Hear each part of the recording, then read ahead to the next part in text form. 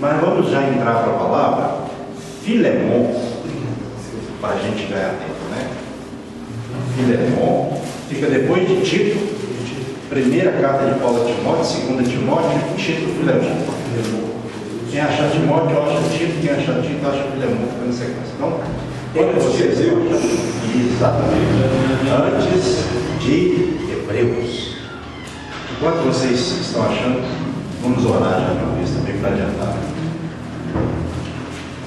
Senhor nosso Deus e Pai, nesta noite tão alegre, Pai, onde nós aqui louvamos, ouvimos mais uma vez esse lindo testemunho, ó Deus e Pai, do amado evangelista, que Ele nos trouxe mais uma vez para edificar as nossas vidas. Agora, no momento que nós ouvimos a Tua palavra, usa-me conforme a Tua vontade, para que, meu Pai, a igreja continue sendo edificada com a pregação oficial da noite, em nome de Jesus, amém, graças a Deus. Se você pudesse colocar sobre os pés, nós vamos ler do versículo 4 em diante. Filemon, verso 4, não tem capítulo, né? É uma carta curta, parece que é a mais curta do apóstolo Paulo. Diz assim, Filemon, verso 4 em diante. Amém. Verso 4 em diante. Ação de graça. Dou graças ao meu Deus, lembrando-me sempre de ti nas minhas orações, estando ciente do teu amor e da fé que tens para com o Senhor Jesus e todos os santos, para que a comunhão da tua fé se torne eficiente no pleno conhecimento de todo o bem que há em nós para com Cristo. Pois, irmão, tive grande alegria e conforto no teu amor, porquanto o coração dos santos tem sido reanimado por teu intermédio. Verso 8. Pois bem, ainda que eu sinta plena liberdade em Cristo para te ordenar o que convém, prefiro, todavia, solicitar em nome do amor, sendo o que sou, Paulo o velho, e agora até prisioneiro de Cristo Jesus. Sim, solicito-te em favor de meu filho Onésimo, que gerei entre algemas. Ele antes te foi inútil, atualmente, porém, é útil a ti e a mim. Eu te envio de volta em pessoa, quero dizer, o meu próprio coração. Eu queria conservá-lo comigo, mesmo para, em teu lugar, me servir nas algemas que carrego por causa do Evangelho. Nada, porém, quis fazer sem o teu consentimento, para que a tua bondade não venha a ser como que por obrigação, mas de livre vontade.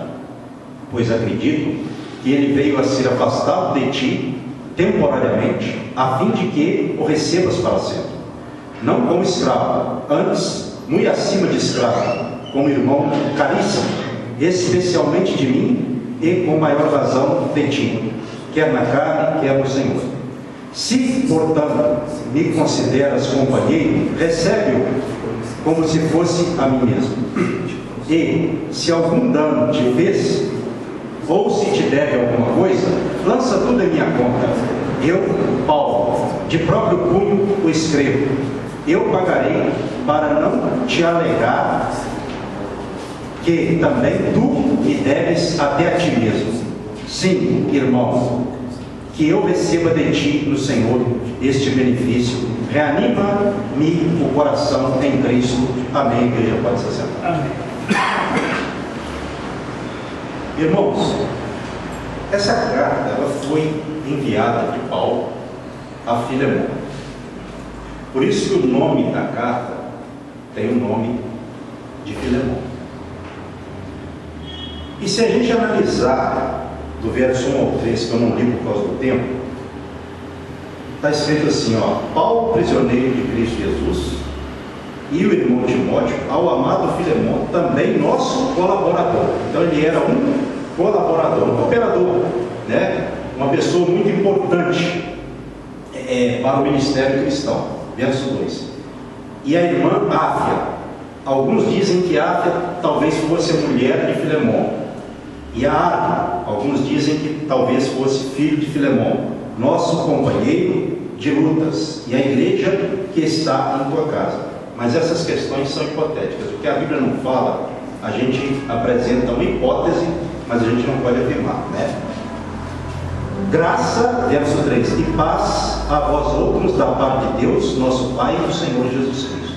Então, Filemon era uma pessoa importantíssima, não é? Ele era ali, provavelmente, um senhor, talvez que tivesse ali escravos sob o seu comando,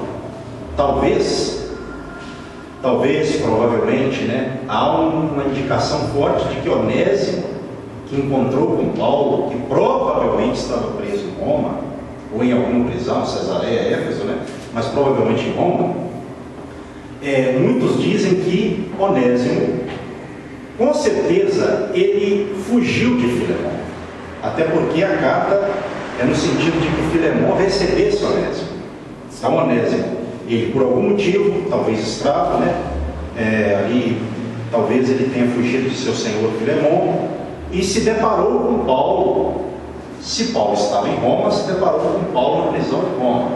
Ou até mesmo pode ser que ele tenha sido preso com Paulo em Roma, e lá ele conheceu Paulo, e lá Paulo evangelizou Onésimo e tornou-se pai espiritual de Onésimo. Por isso que ele chama Onésimo de filho, certo? Aqui no versículo de número 10: sim, solicito-te em favor de meu filho Onésimo, que gerei entre algemas.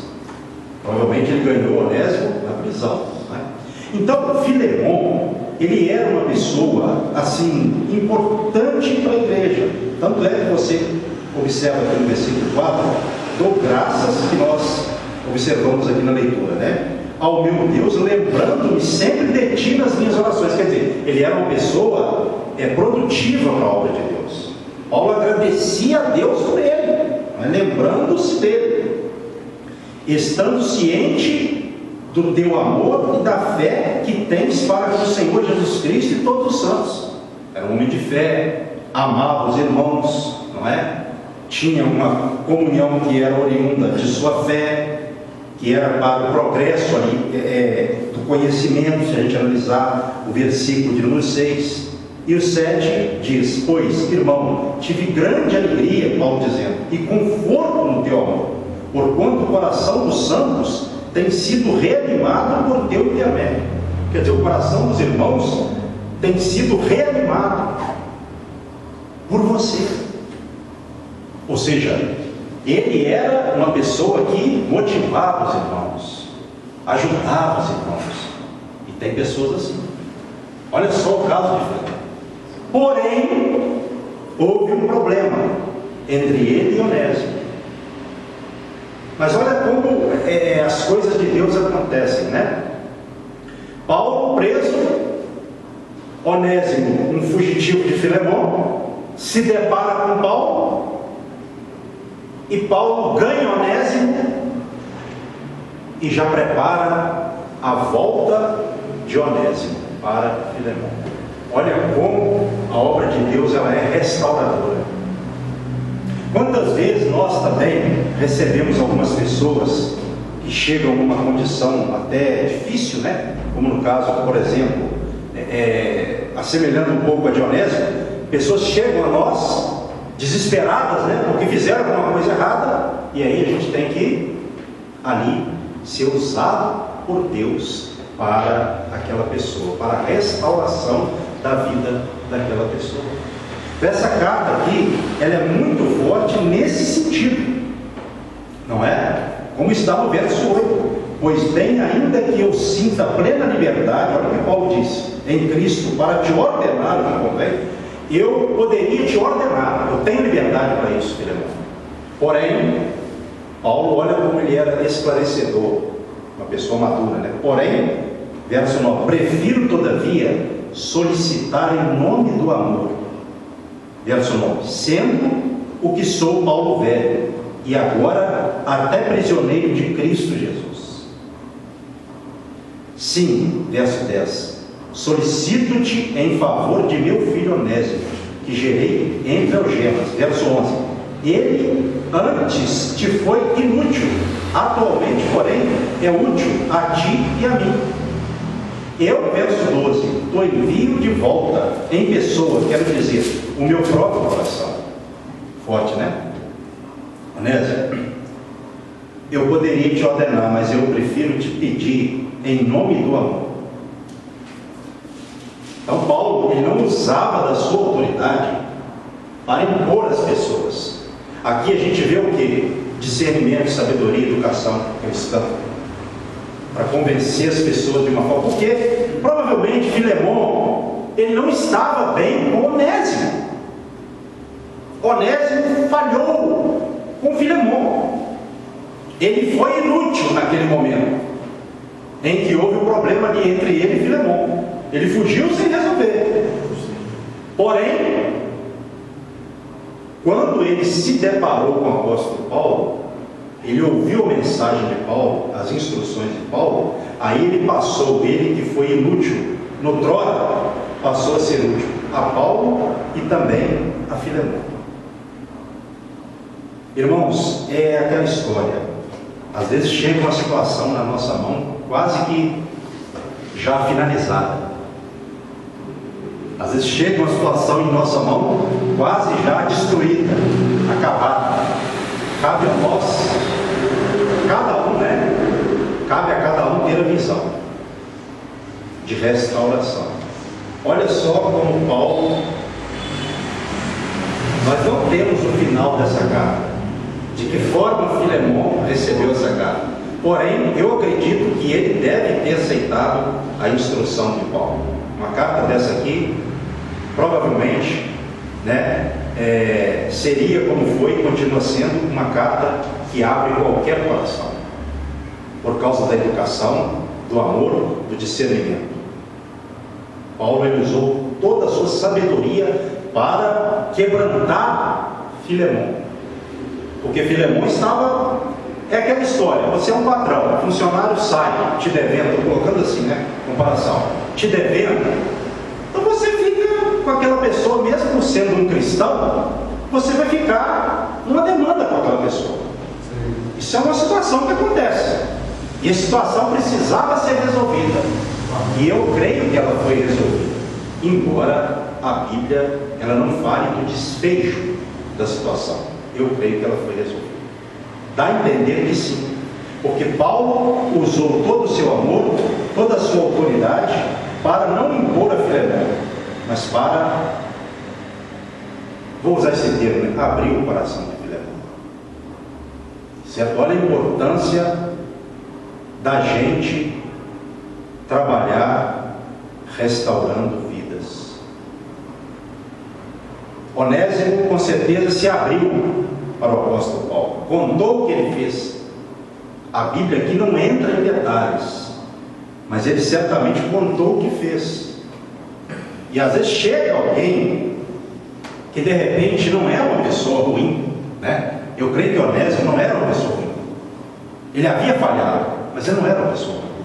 Às vezes a pessoa falha, mas não quer dizer que ela é imprestável totalmente. De repente tem restauração para a pessoa, tem recuperação para a pessoa. Alguém que de repente foi inútil no passado, pode passar a ser útil. Porém, é um detalhe, Paulo, com certeza, ele ouviu Onésimo, conversou com Onésimo, e quando ele percebeu que Onésimo estava arrependido de acordo com o teor da carta, aí sim, ele interveio ali a favor de Onésimo.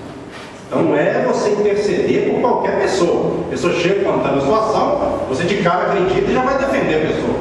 Creio que não, irmão. Segundo o seu ponto de vista também, que acredita que o final dessa carta foi encerrado de uma forma positiva, que o próprio Filemão recebeu o Onésimo. Aqui no verso de número 21, tipo assim, até Paulo também acredita também nessa certeza, como está escrito aqui: escrevo-te na certeza de que me atenderás, confiante de que farás ainda mais do que te peço. Olha só o poder de convencimento de Paulo na educação, sabedoria.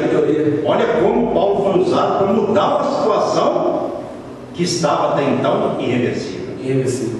Ele tinha certeza que Filemão ia ouvir ele depois do lado da sua petição. Até porque ele sabia quem era Filemão. Sabia. A importância, irmãos, de nós conhecermos as pessoas, né? De termos esse relacionamento também. A gente vê que a Bíblia, a igreja é, biblicamente falando, um local de relacionamento, de convivência, de conhecimento. Até porque, como que você vai ajudar uma pessoa que você não conhece? Daí a importância de você conhecer. Eu creio que você fez, de acordo com a carta, Paulo ele conheceu a situação de Onésimo. Onésimo se abriu, se arrependeu, e Paulo viu isso. Paulo era um homem de visão, tinha o Espírito Santo. Por isso que ele interveio a favor de Onésimo. Então não existe situação impossível. Situação impossível é quando a pessoa não quer. A gente não pode colocar todo mundo no caso de Onésimo. Onésimo fez a parte dele. Quando ele viu que Paulo, ali naquele momento, tinha condições de ser usado a favor dele, o que ele fez? Ele se abriu com Paulo. E foi muito útil, ajudou o apóstolo Paulo. Tanto é que no versículo aqui de número 13, eu queria conservá-lo comigo, falando a Filemão, mesmo para, em teu lugar, me servir nas algemas que carrego por causa do Evangelho. Verso 14, nada, porém, quis fazer sem o teu consentimento. Ou seja, Paulo tinha autoridade, mas não ultrapassava a autoridade dos outros. Sim. Respeitava. Palavra de discernimento, né? Então, verso 14 novamente, nada, porém, quis fazer sem o teu consentimento, para que a tua bondade não venha a ser como que por obrigação, mas de livre vontade. Até porque, irmãos, Deus quer receber a obra feita de livre vontade. Deus não quer nada por obrigação, certo? Deus não quer. Paulo sabia disso. Então, da nossa boca tem que proceder palavras de restauração. Quando nós nos depararmos com uma situação como essa, por exemplo, a gente tem que entender que há possibilidade para restaurar. Como eu disse, tem que ter cuidado. A gente não pode julgar todas as pessoas no caso de Onésimo. Cada caso é um caso. Às vezes a gente lembra de uma situação, ouvindo a mensagem como essa, de uma pessoa, mas uma pessoa que se foi, que não se abriu, que saiu rebelada. Não foi o caso de Onésimo. Ele saiu complicado de Filemão, mas chegou quebrantado diante de Paulo e arrependido. Aí Paulo foi e atuou para restaurar ao seu Senhor. Quer dizer, Paulo também não orientou ele a fazer o seguinte: Onésimo, se você voltar para Filemão, ele vai querer de repente humilhar, não é? Fica por aqui mesmo, me ajudando. Não é? E Paulo precisava, tanto é que ele estava sendo útil a Paulo. Ele estava ajudando e Paulo precisava. Então, irmãos, o que a gente vê aqui também? Justiça. Não é? Eu quero ajudar alguém, mas eu tenho que entender qual é a minha situação, a situação da pessoa e da outra pessoa e de todas as pessoas envolvidas no caso, para que eu possa ser ajudado e ajudar as pessoas e Deus ser glorificado. Agora, a pessoa sai e não volta, não se abre com ninguém, e quando encontra com alguém, fala mentira, não fala o que Onésimo falou, aí não tem jeito, né? Aí como é que Deus vai agir? Pensa bem o relacionamento de Paulo ali na prisão com Onésimo. Meu Deus, irmãos, Paulo tinha tudo para estar revoltado, né? Mas Paulo não revoltava, não. Sabe por quê? Olha só, eu vou ler de novo, porque é interessante esse verso 13. Eu queria conservá-lo comigo, mesmo para que em teu lugar, Filemão no caso, né? Me servir nas algemas que carrego por causa do Evangelho. Então Paulo sofria por causa de quem? Do Evangelho. De Cristo. Ele era prisioneiro de Cristo. E tinha um outro também, se você for analisar, eu não li aqui, ó, um outro, pouco se fala sobre ele, verso 23, ó. Saúdam-te, Epáfras, prisioneiro comigo em Cristo Jesus. Epáfras. Alguns também foram presos por causa do Evangelho. Só que a gente sabe que uma pessoa, embora ela esteja presa por causa do Evangelho, na verdade ela não está presa, porque não tem prisão física que possa prender o homem de Deus. Amém. Até na cadeia o apóstolo Paulo fazia discípulos, até na cadeia ele estava restaurando os vivos.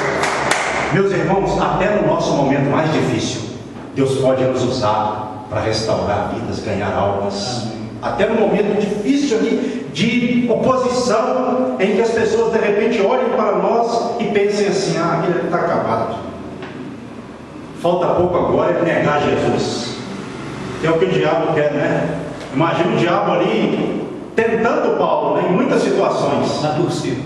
Na torcida, vamos dizer assim, para Paulo negar a Cristo. Blasfemar, né? E Paulo confessava cada vez mais.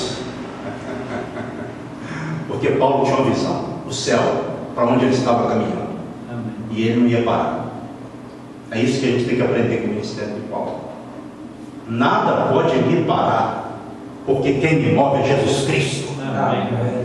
Não é algo humano. Amém. Eu não vou parar de fazer essa obra. Por quê? A obra está meio desanimada, a obra, quem me anima é Jesus Cristo. É eu que sou um animador da obra, porque eu tenho meu Senhor na minha vida. Com o Senhor eu sou maioria, no meio de poucas pessoas, ou no meio de muitas, mas sem o Senhor, no meio de uma multidão, eu estou sozinho. Essa é a verdade. Irmão, só mais uma. Não, pode falar, não. Eu tenho que falar isso aqui. Da mesma forma que Cristo ele veio tirar o homem do mundo e levar ele ao arrependimento e a Deus, de volta a Deus, que é seu lugar mesmo de origem, assim Paulo estava fazendo o papel de intercessor. Ele estava intercedendo de certa forma, ele estava fazendo o que Cristo fez por nós. Aí eu imito a Cristo. Essa é a frase de Paulo. Colocação precisa do irmão, sabe por quê? Porque tem essa comparação. Sabe quem fez essa comparação? Se eu não me engano, Martinho Lutero. Ele disse que Paulo fez por Onésimo diante de Filemon o que Cristo fez por nós diante de Deus, em sua própria vida. E lá é o versículo que sempre eu falo. 1 João, capítulo 3, verso 16. E nisto conhecemos o amor, que Cristo deu a sua vida por nós, e devemos dar a nossa vida pelos nossos irmãos. Amém. Dar a vida, irmãos, é isso aí. Você vê um irmão numa situação de dificuldade, você ali agir a favor do irmão, como Paulo fez, não é? Por isso que eu penso que quando Filemon ele recebeu essa carta, eu creio que as lágrimas, né, não teve como ali ele dizer não, né? É difícil. É difícil, irmão, porque diante da unção do Espírito Santo não é o homem. Eu creio que não era só Paulo ali, era Deus falando por intermédio de Paulo. E se Filemon tinha o Espírito Santo, o mesmo Espírito Santo de Paulo testificou em Filemon. Na mente de Filemon confirmou. É nesse sentido, né? Versículo de número 15. Pois acredito que ele veio a ser afastado de ti temporariamente, a fim de que o recebas para sempre. Olha só que poder de convencimento, tá? Paulo era sábio, né? Esse verso 15 ele é poderoso, hein? Pois acredito que ele veio a ser afastado de ti temporariamente, a fim de que o recebas para sempre. E olha só, verso 16: não como escravo, mas, né? Antes, muito acima de escravo, como irmão caríssimo, ou seja, amado, especialmente de mim, e com maior razão de ti, quer na carne, quer no Senhor. Não receba ele mais como escravo não, tá bom? Receba ele como irmão amado. Irmãos, eu creio, não sei, a Bíblia não diz isso, né? Mas eu creio que Onésimo voltou. Ele até voltou a exercer as suas funções para com Filemon, de servo, né? Ou escravo, mas como um irmão. Ele foi recebido como irmão em Cristo. Eu creio que Filemon atendeu o pedido do apóstolo Paulo. Isso é maravilhoso, né? Verso 17: se portanto me consideras companheiro, recebe-o como se fosse a mim mesmo.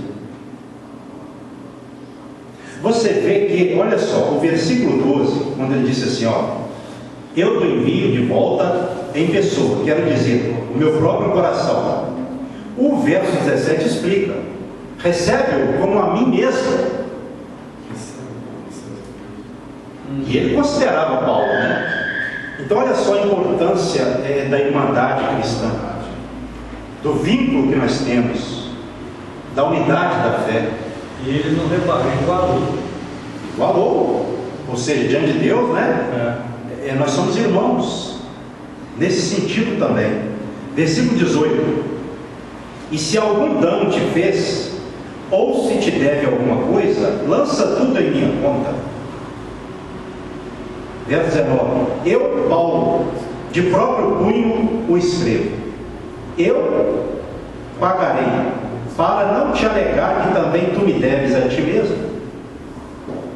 É Paulo dizendo: olha, se ele dever alguma coisa, põe na minha conta, que eu acerto. Que eu pago. Eita glória. Mas por que Paulo fez isso? Porque ele viu que Onésimo, talvez Onésimo ali, confessando para Paulo, chorou arrependido, né? E Paulo viu tanta verdade Onésimo, que Paulo falou: eu vou comprar a briga desse homem aí. Eu estou vendo que ele arrependeu. Amém. E qual que é o preço de um irmão? O sangue de Jesus. Amém. Maravilha isso, né? Por isso que a gente precisa de ler a Bíblia, para a gente ter a noção devida de como lidar com irmãos, que é o que vem se perdendo ao longo dos tempos, né, mano? Então é isso aí. É o próximo testemunho aqui que eu estou lembrando na minha vida. Amém. Amém. Sobre isso que eu estou falando. Então Paulo ele não teve reserva. Paulo ele não teve reserva, mas ele usou ali o quê? Mais uma vez uma sabedoria muito forte. Recebe ele. Se ele deve alguma coisa, coloca na minha conta. Agora lembra de uma coisa, que você me deve a sua própria vida. Ou seja, Filemon, ele devia a vida dele, se tratando da conversão, ao apóstolo Paulo. Amém. Como que esse homem ia negar Paulo esse pedido? Aí Paulo lembra ele: tu me deve a tua própria vida, tu me deve a ti mesmo. Ou seja, irmão, diante de Deus tem que haver o perdão. Não é? Já pensou se Paulo fosse cobrar Filemon? Como é que ele ia pagar? Está vendo o teor da coisa? Como Paulo, com a sua sabedoria, foi devagarinho entrando na mente de Filemon. É sabedoria de Deus, não é persuasão humana, não é ser mais esperto ou espertalhão, é ter unção de Deus para lembrar a pessoa, sempre lembrar. E tem uma coisa que a gente deve usar sempre, que é Jesus Cristo, que deu a vida dele por nós. Amém. E nós devemos dar a nossa vida pelos irmãos. E dar a vida pelos irmãos é o quê? Fazer o que for possível para restaurar um irmão. Porque um irmão restaurado é um irmão perdoado, é um irmão renovado na comunidade cristã. Então Paulo, naquele momento, ele agiu como Cristo nesse sentido, né? Nesse sentido, como Cristo agiu por nós, e ele foi usado para tirar toda a opressão de Onésimo, que estava perturbado ali, um escravo fugitivo perturbado. Mas a pessoa pode estar perturbada quando que ela, naquele momento ali, tiver de tribulação na sua vida, o quanto que ela tiver de tribulação, ela pode ter quanta tribulação for. Quando ela encontra com um homem de Deus, não por causa do homem de Deus, mas por causa do Espírito Santo, a tribulação cai por terra, a prisão espiritual cai por terra, e Jesus Cristo liberta a pessoa para que verdadeiramente a pessoa esteja livre naquele momento ali, por causa da ação do divino Espírito Santo de Deus. Nada do homem, tudo de Deus. Amém. Tudo que a gente faz, se eu não me no passado, se eu não assim no passado, se tratando do passado, se eu não tivesse me encontrado com o Senhor, talvez eu estaria até morto. Então, tudo que Deus me leva a fazer, não só a mim, mas como a qualquer um dos irmãos, é tudo do Senhor, irmãos. Nada é nosso. Nós éramos como trapos e farrapos também, nós éramos imundos espirituais, mas o Senhor nos restaurou. Então tudo é dele para ele. Amém. Nós somos instrumentos do Senhor. Amém. E nada mais. Está sofrendo? Não tem nada, porque hoje em dia tem disso aí, não tem? Nada está acontecendo na minha vida. Já pensou se Paulo fosse pensar assim? Tem? Hoje eu fiz tanto pelo Senhor e ainda estou achando que vou morrer preso. Já pensou se Paulo fosse pensar assim? Mas Paulo era o preso de Deus, de Cristo. Ele não era preso dos homens, ele era preso do Senhor por causa do Senhor. Fardo leve.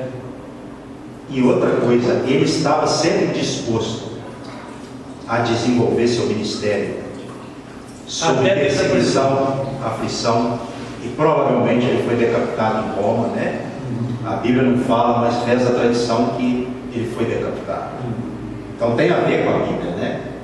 Isso está no sentido. Então isso é importante, né? Mas vamos lá, continuar. Versículo 19.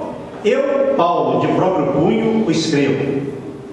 Eu pagarei para não te alegar que também tu me deves a ti mesmo. Já foi falado, verso 20. Sim, irmão, que eu receba de ti no Senhor este benefício. Reanima-me o coração em Cristo. Quer dizer, Paulo, ele se sentiria ali beneficiado, né? Se ele estivesse por receber. Exatamente. Reanima o meu coração. O que reanimava o coração de Paulo? Perdão, restauração, salvação. O que é que tem que animar o coração da igreja? Dinheiro, bens materiais, igreja só arrumada, isso é bom, né? Mas igreja arrumada, mudou isso, mudou aquilo, não. A igreja tem que ser movida à base de perdão, salvação, milagre, cura, para a glória do nome do Senhor. O que tem que mover a igreja é cura, milagre, salvação, perdão, restauração. A igreja pode ter tudo. Se ela não tiver essas coisas, ela está falida. Tem que ter amor, tem que ter. E a gente vê isso aqui claramente. Versículo 21, para encerrar, vamos lá. Certo, como o amado Mongelo disse ali, né? Agora trazendo de novo o versículo que ele leu. Como estou da tua obediência, eu te escrevo, sabendo que farás mais do que estou pedindo. Assim, ele pesou, deixou o homem ali. Logo, quando pegou aquela carta, ou a mão dele ficou leve, ficou pesada. Um dos dois. Eu creio que pesou para um lado, mas ficou leve para o outro, né? Entendeu? Exato. Poder de convencimento pelo Espírito Santo, sabedoria de Deus. Verso 22. E, ao mesmo tempo, prepara-me também pousada, pois espero que, por vossas orações, vos serei restituído. Prepara um quarto para mim que eu estou chegando, hein? Ele esperava isso, né? Ele esperava isso. O que a gente vê aqui? Paulo sempre queria estar retornando aos irmãos. Ele fala isso em muitas cartas. Amém. Irmãos, talvez eu possa, num certo sentido, exagerar no que eu vou falar aqui agora, mas creio que nesse sentido não. A maior saudade que a gente tem que ter é da igreja de Cristo pela qual ele morreu. Amém. Tá? Biblicamente, é uma coisa pesada, mas biblicamente a gente vê muito Paulo falando isso. Paulo expressava muita saudade que ele tinha dos irmãos e a esperança de estar sempre com os irmãos. Nesse livro aqui, ele teve esse retorno depois ou não? Aos irmãos? Ou não? Ou ele morreu depois disso? Isso aí me parece aqui de memória, amado irmão Gelson, que não houve tempo não. Porque provavelmente essa carta aqui foi despedido, né? Ele estava em Roma, né? Então assim, eu creio que não houve possibilidade, né? Certo. Mas ele tinha essa vontade, mesmo sabendo que às vezes não era possível, mas ele tinha, né? Então destaca-se isso, a vontade. Não é? Então quando a gente, assim, passar por um momento em que a gente, melhor que isso não aconteça, estiver afastado da igreja, que a gente retorne, né? Isso é bíblico, certo? Tem que ter saudade, né? Porque tem irmão que vai e parece que esquece da saudade, não é? Então é bom ler a Bíblia por causa disso também. Está vendo como que a Bíblia nos dá uma cultura cristã de convivência, relacionamento, que não tem como não aprender, só se a pessoa não quiser. Não é? É verdade. Versículo 23. Saúdam-te Epáfras, prisioneiro comigo em Cristo Jesus, Marcos, Aristarco, Demas e Lucas, meus cooperadores. Verso último, 25. A graça do Senhor Jesus Cristo seja com o vosso espírito. Amém. Irmãos, uma carta abençoada, né? Provavelmente parece a menor carta de Paulo, e talvez uma das mais profundas. E restauração, né? Então que nós não deixemos nada tirar do nosso coração esse sentimento, porque adianta a gente ler e aprender Deus falar com a gente e a gente não faz por onde, né? Fazer por onde, né? Então procure estar sempre na igreja com a sua dedicação, porque você é importante. Você na igreja não é apenas para você vir, é para participar no sentido de não agir, não, é agindo, atuando, né? Como é bom a participação dos irmãos. Por exemplo, a gente está tendo aqui o estudo da quinta-feira, né? Qualquer culto, mas vamos colocar o estudo da quinta-feira, onde há uma interação maior entre os irmãos por causa do estudo bíblico. Não é bom? Um fala uma coisa, o outro fala, e esse tipo de ensinamento, em casa sozinha, a pessoa não vai aprender não, porque tem coisa que só acontece na igreja, e o Espírito Santo, eu creio, que dá capacidade ainda maior da gente arquivar essas coisas, porque essas coisas acontecem em um ambiente favorável, mais favorável ainda do que quando nós estamos sozinhos, certo? Então isso é muito importante. Nunca deixe de estar na igreja.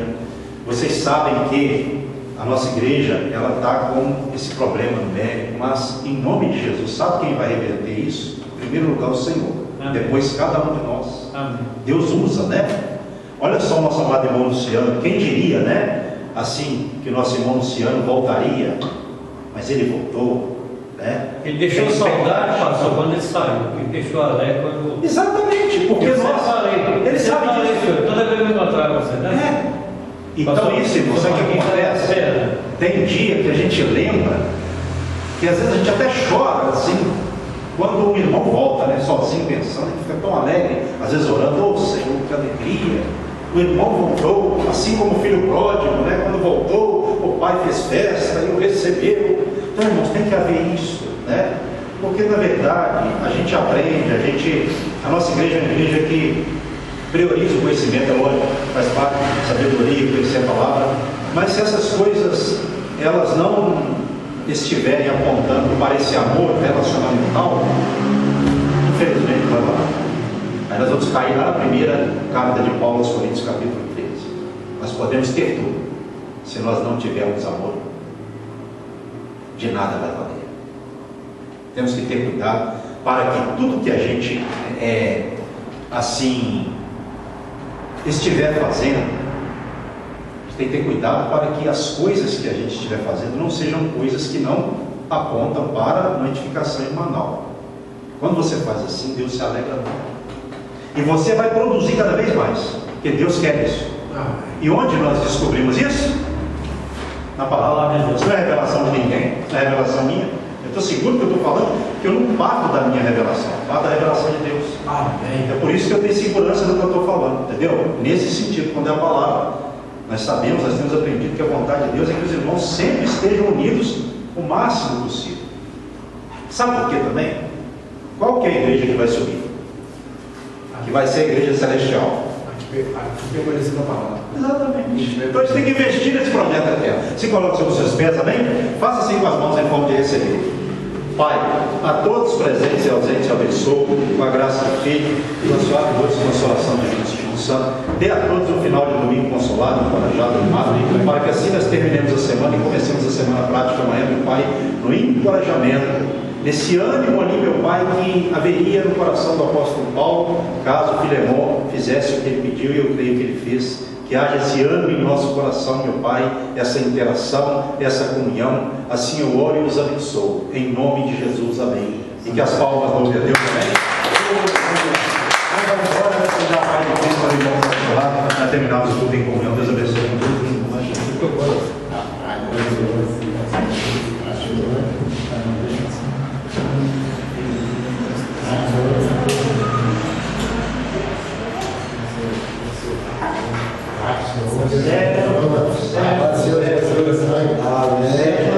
A mãe está bem demais.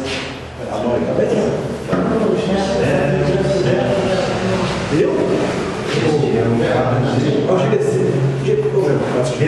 Eu acho que por conta de.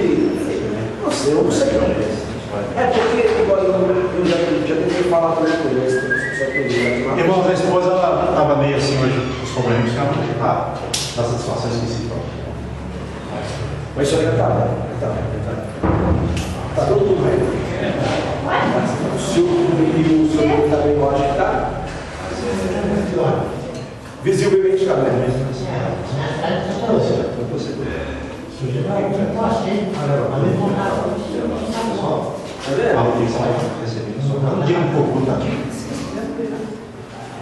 Bom, irmãos, vamos marcar, vou falar bem, né? Sem marcar essa semana para março ano que vem, tudo na casa do mundo esse ano. Vamos levar uma boa assim, vamos fazer, tá? Vou estar passando tudo.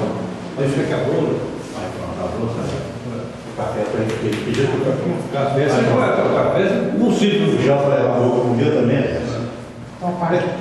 Café e bolo, não é levar a boca com o meu. Não vai levar o café para café.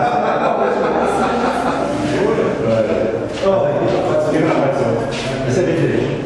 Não, tinha que se marcar. Isso, semana te fala bem, tá? Esse domingo agora, próximo, em Santa Ceia, continua, né? Hoje é que dia? 20? 24, 25? Não, hoje é 25. 25? Esse mês é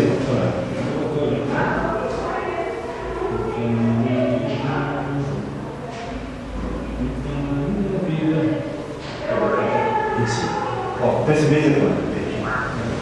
31, né? A outra semana. Não, porque não. Se é 31 vai dar, 31 vai dar o quê? 31 vai dar na sexta. Primeiro vai dar no sábado, dia 2 de domingo. Eu estou tomando uma coça desse telefone. Domingo que vem é dia por 2. Olha aí, estou passando a você. Estou tomando uma coça desse telefone. 26, 17, 28, 30, 16. É um pouquinho aí, né? É isso mesmo. Onde você vai Você? Tá beleza. Segunda 26, terça 27, quarta 28, quinta 29, sexta 30, quarta 30. Sábado e semana, domingo. Domingo comigo. Porque eu não vejo. Deve. Não quer falar crédito ou deve só para crédito? Eu ia esse final de semana para cá, para casa apresentar. Não, você Você pega uma documentação lá, e eu preciso pegar o cartão. Então, aí o que eu faço? Eu não uso esse nosso aqui, eu preciso ver. Eu transporto uma semana para o próximo outro. Eu não gosto de você como você servir orar assim, você essa paga que você vai sensorar assim. Aqui, eu tenho um convite para fazer, e ele faz assim, como o meu bichinho 0,5 agora, deixa eu. Bom? A última vez que você falou assim, Vamos só indenizar a porta aberta. a última vez que você me ligou, você falou assim, ó, eu te mando assim. Você faz sacrifício. Faz sacrifício. É zero assim. Por isso que eu estou morto. Pode ir, Basta. Chega um tempo da vida, disse que o cara chegou e falou assim, pô, mas você não vai vir, não pode acontecer.